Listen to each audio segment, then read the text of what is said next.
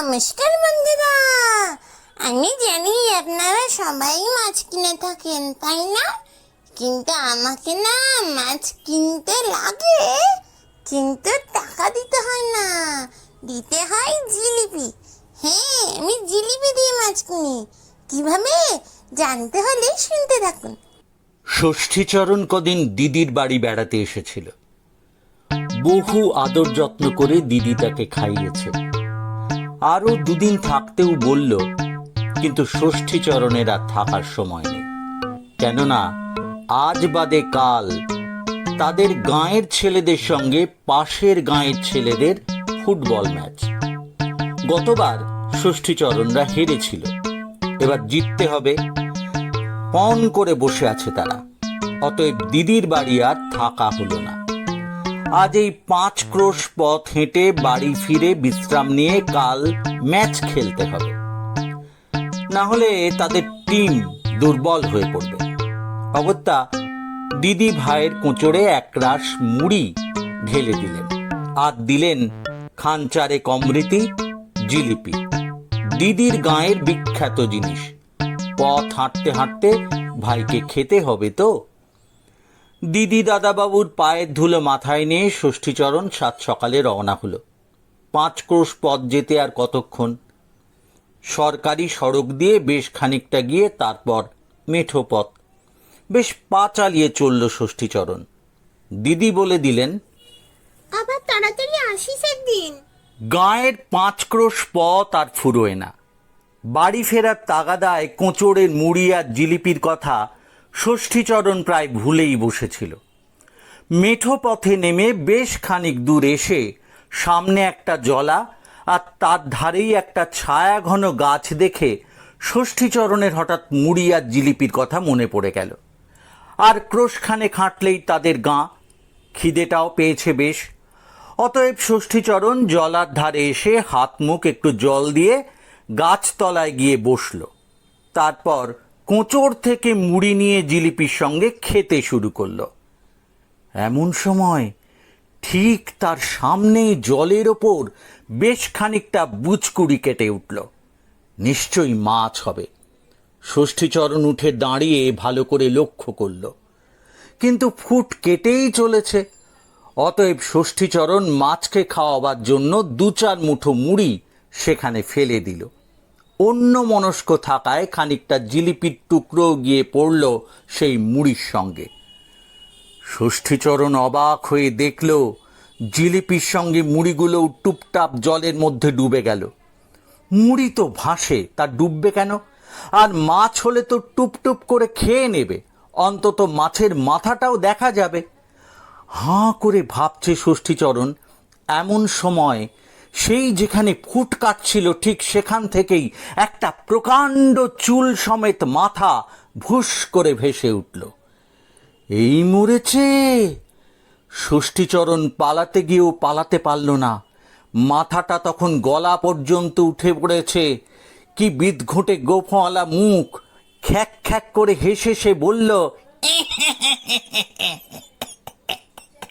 তোর জিলিপি খুব ভালো রে, দে আর একখানা ফেলে দে। তখনও 2খানা গোটা জিলিপি ছিল। ষষ্ঠীচরণের খাওয়া তখন মাথায় উঠে গেছে। সে তখন টপাটপ 2খানা জিলিপি ছুঁড়ে দিল সেই বিদঘুটে মুখটার দিকে। মুখ বাড়িয়েই ধরে নিল সেই জিলিপি আর চিবিয়ে খেয়ে বলল, খুব ভালো, তুইও খুব ভালো রে। শোন, শুধু হাতে যাসনি, এই নে।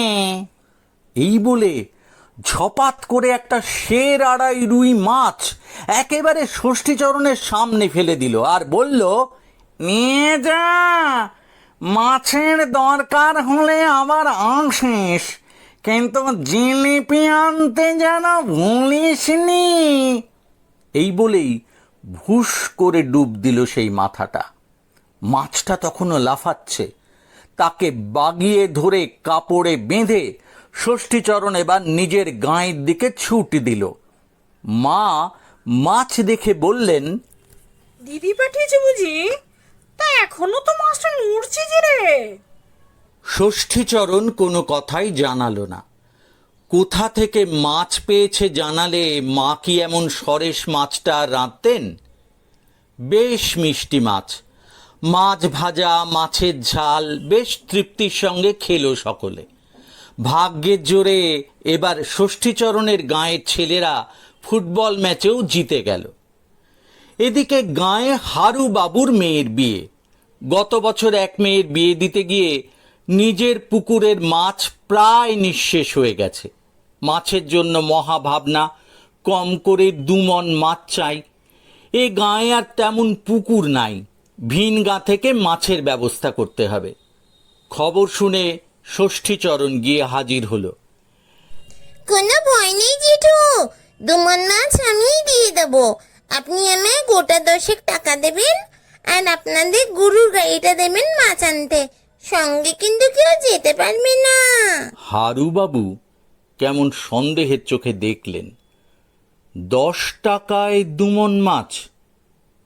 শেষ পর্যন্ত ষষ্ঠীচরণের কথায় রাজি হয়ে গেলেন। ছেলেটা যখন বলছে দেখাই যাক, কিন্তু মাছটা বিয়ের আগের দিন দিতে হবে, কড়া করে জানিয়ে রাখলেন। ঠান্ডার দিনে পচার ভয় নেই। যদি ছেলেটা একান্তই না পারে, হাতে একদিন সময় থাকবে। ষষ্ঠীচরণ বিয়ের 2 দিন আগে 10 টাকা নিয়ে বেশ ভালো অমৃতি আর জিলিপি কিনে এনে লুকিয়ে রাখল। তারপর বিয়ের একদিন আগে ভোর ভোর জলার ধারে এসে হাজির হয়ে টুপটাপ করে জিলিপি ফেলতে লাগলো। একটু পরেই ভুস করে সেই মাথাটা ভেসে উঠল। হাসা জিনিস এনেছিস? বাহ বাহ বাহ বাহ বাহ, সব আমার জন্য নাকি রে? তা কি চাস বল? ষষ্ঠীচরণ বলল, জেঠুর মেয়ের বিয়ে, 2 মণ মাছ চাই। 2 মণ? তাহলে তো আর জলার মাছ থাকবে না রে। তা তোকে দিচ্ছি, নিয়ে যা, কিন্তু 2 দিন বাদে কিছু চারা মাছ ছেড়ে দিয়ে যাস। আমি তাড়িয়ে তাড়িয়ে বড় করে দেব। কি রাজি তো? ষষ্ঠীচরণ আর কি করে, মাছ দেখিয়ে হারু জেঠুর কাছ থেকে আরো 20 টাকা আদায় করে নিতে হবে। তারপর টপাটপ মাছ পড়তে লাগলো জলার ধারে মাঠের ওপর। ষষ্ঠীচরণ মাছ ধরার জন্য বেশ তৈরি হয়ে এসেছিল, গাড়িটাকেও নিয়ে এসেছিল। সেও টপাটপ গাড়ির ভেতর মাছ তুলতে লাগলো। 2 মণের জায়গায় বোধহয় 4 মণই হবে। ষষ্ঠীচরণ চেঁচিয়ে উঠল, আর না, গাড়িটার জায়গা নেই তো। অতএব মাছ পড়া থামল।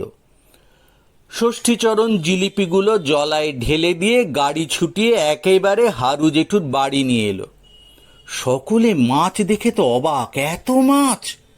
ষষ্ঠীচরণ তখনই আরও 20 টাকা চেয়ে নিল আর নিজের বাড়ির জন্য একটা মাছ নিয়ে এলো। সেই জলায় জেলেরা যেত না, কেননা জাল জলায় ফেললে আর উঠত না, কে যেন টেনে নামিয়ে নিত। এমন করে 20খানা জাল হারিয়ে জলায় ভূতের আড্ডা মনে করে কেউ আর বড় একটা ওপথ মারাতো না। ষষ্ঠীচরণ কথা মতো চারা মাছ ছেড়ে দিয়ে এসেছিল। এখন দরকার হলে জিলিপি ফেলে সে লুকিয়ে মাছ নিয়ে আসে, কেউ জানতেও পারে না। মায়ের প্রশ্নে বলে, আমার এক বন্ধু দেয়। বছর ঘুরে দুর্গাপুজো এসে গেল। বিসর্জনের দিন ঠাকুর নিয়ে সকলে মাঠে ঘুরে, তারপর হারু জ্যাঠার পুকুরে বিসর্জন দেয়। মাঠে ঘোরার অর্থ মায়ের কৃপায় পরের বছর ভালো ফসল হবে। সেবার ঘুরতে ঘুরতে সকলে দিক ভুল করে ঠাকুর নিয়ে সেই জলার ধারে এসে পড়ল। সঙ্গে আলো থাকে, পটকা থাকে, খুব হইচই হয়। জলা দেখে সকলে মত করলে, আর অত দূর ঠাকুর ফিরিয়ে নিয়ে গিয়ে কি হবে? এও তো জলা, মাকে এখানেই বিসর্জন দেওয়া হোক। অতএব সেই জলাতেই ঠাকুর বিসর্জন দিয়ে সকলে হইহল্লা করে গাঁয়ে ফিরে এলো। হারু জেঠু একটু মনক্ষুণ্ণ হলেন। আপনাদের যদি গল্পটা ভালো লেগে থাকে তাহলে লাইক করবেন, শেয়ার করবেন আর সাবস্ক্রাইব করবেন।